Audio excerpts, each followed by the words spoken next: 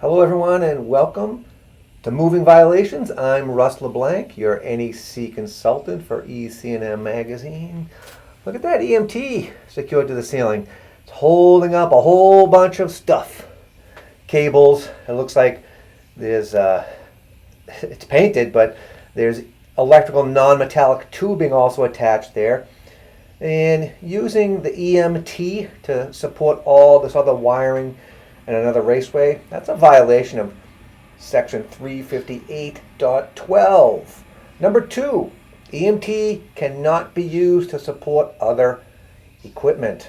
Also, 300.11c, generally speaking, does not permit raceways to support cables. Unfortunately, I see this type of thing done quite often, probably because it's an easy way for installers to get from point A to point B.